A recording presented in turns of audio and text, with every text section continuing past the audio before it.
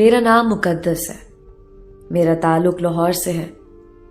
آج میں آپ کو اپنی آپ بیتی سنانے جا رہی ہوں. 1 سال پہلے کی بات ہے. آپ کو بتانا چاہتی ہوں کہ جب کسی لڑکی کی شادی کی عمر ہو جائے تو اس کے والدین کو اس کی شادی کی کتنی فکر لاحق ہوتی ہے. کیسے کیسے وسوسے اور اندیشے لاحق ہو جاتے ہیں. پتہ نہیں لڑکے والے کیسے ہوں گے، سسرال میں ہماری بیٹی خوش رہے گی یا نہیں، جہیز کا بندوبست کرنے کے لیے پیسے کہاں سے آئیں گے. یہ وہ پریشانیاں ہیں جو ہر جوان بیٹی کے والدین کا مشترکہ اثاثہ ہے. میری والدہ اپنا بڑا خیال رکھا کرتی تھی. بالوں میں مہندی لگانا اور بال سنوار کر رکھنا ان کا معمول تھا. لیکن جب سے میں نے جوانی کی دہلیز پر قدم رکھا تھا، والدہ کو اپنی فکر بھول گئی تھی. اب انہیں صرف میری فکر تھی. ہمارا خاندان بڑی مشکل سے گزر بسر کر رہا تھا. امی سارا دن سلائی کی مشین چلاتی تھی، پھر کہیں گھر کا خرچہ پورا ہوتا تھا. اپنی ماں کا جھریوں زدہ چہرہ دیکھ کر میرا دل خون کے آنسو روتا تھا. گھر میں غربت کے ڈیرے تھے. ایسا نہیں تھا کہ میرے لیے رشتوں کی کمی تھی، بلکہ امی نے تو ایک جگہ میری بات بھی پکی کر دی تھی. لڑکے والے ضد کرنے لگے کہ جلد شادی کرنی ہے، لیکن ہمارے ہاں اتنے پیسے نہیں تھے جلدی شادی کا انتظام کر سکیں. مگر حالات کی ستم ظریفی دیکھیے کہ ہم بڑی مشکل سے اپنے گھر کی دال روٹی پوری کر رہے تھے، مگر لڑکے والے امی پر پریشر ڈال رہے تھے کہ شادی کے لیے جلدی کریں. امی کو یہ فکر کھائے جا رہی تھی کہ میرا جہیز کہاں سے لائیں گی، شادی کے اخراجات کہاں سے پورے ہوں گے. میری فکر میں ان کے چہرے کی جھریوں میں مزید اضافہ ہو گیا تھا. ان کا چہرہ دیکھ کر ایسا لگتا تھا جیسے کوئی ارکان کی مریضہ ہو. غم، دکھ اور مصائب انسان کو وقت سے پہلے بوڑھا کر دیتے ہیں. میری والدہ کو بھی کر دیا تھا. میں ان کی حالت دیکھ کر دل ہی دل میں کڑھتی رہتی تھی اور سوچتی رہتی تھی کہ ہم لڑکیاں کتنی بدقسمت ہوتی ہیں. ہماری وجہ سے ہمارے والدین وقت سے پہلے بوڑھے ہو جاتے ہیں، کیونکہ انہیں ہمارے جوان ہوتے ہی ہمارے ہاتھ پیلے کرنے کے ساتھ ساتھ جہیز کا بندوبست بھی کرنا ہوتا ہے. میں پوسٹ گریجویٹ تھی، اس لیے اپنی امی کی اور گھر کی ذمہ داری اٹھانا چاہتی تھی.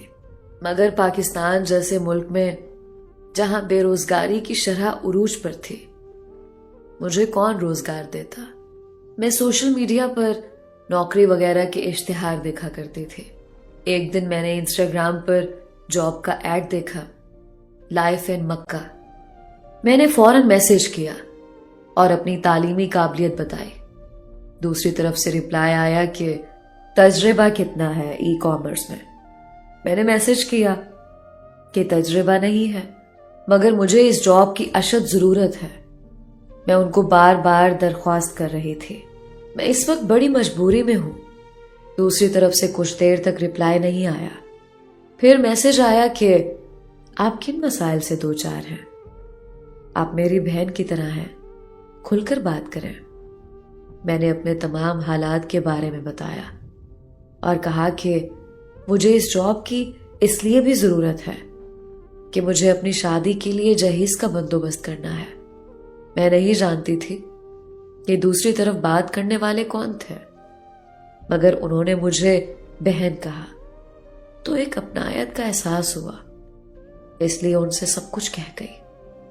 آخر میں انہوں نے مجھے تسلی دی اور میرا پتہ پوچھا. میں نے بتا دیا. انہوں نے کہا اللہ تعالیٰ سب بہتر کریں گے. اس وقت میرے وہم و گمان میں بھی نہیں تھا کہ انہوں نے میرا پتہ میری مدد کرنے کے لیے پوچھا تھا.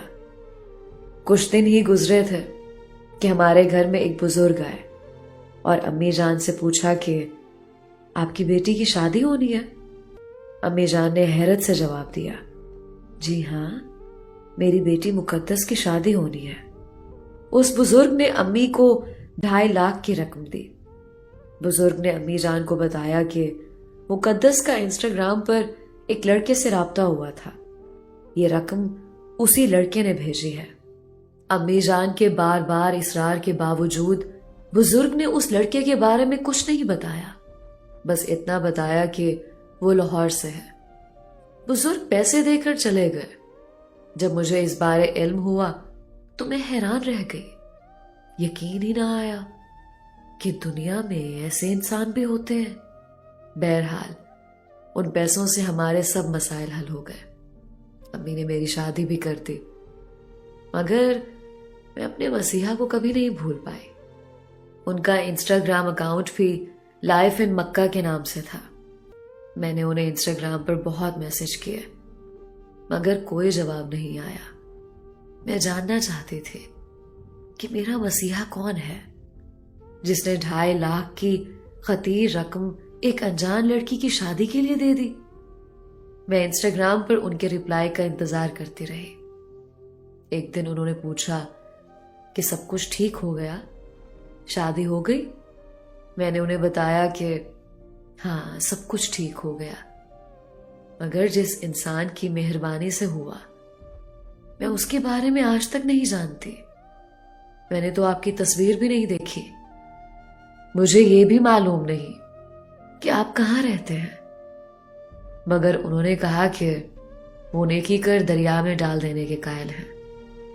انہوں نے میری مدد اس لیے نہیں کی کہ میں ان کی احسان مند رہوں بلکہ انہوں نے یہ نیکی اللہ کی رضا کے لیے کی ہے. انہوں نے کہا کہ میں مکہ میں رہتا ہوں, لاہور سے میرا تعلق ہے. ان کا جواب دل ہی دل میں مجھے ان کی عظمت کا قائل کر گیا. وہ بہت اعلیٰ ظرف انسان تھے. قصہ مختصر, میرے اس مسیحا نے کبھی مجھے اپنا نام نہیں بتایا. میں انسٹاگرام پر مکہ مکرمہ کی ساری ویڈیوز دیکھتی ہوں.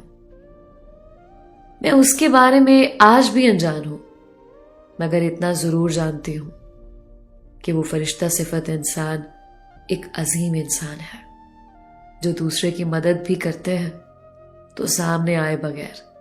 شاید یہ دنیا انہی جیسے انسانوں کی وجہ سے چل رہی ہے. میری دعا ہے کہ وہ جہاں بھی ہیں ہمیشہ خوش رہیں.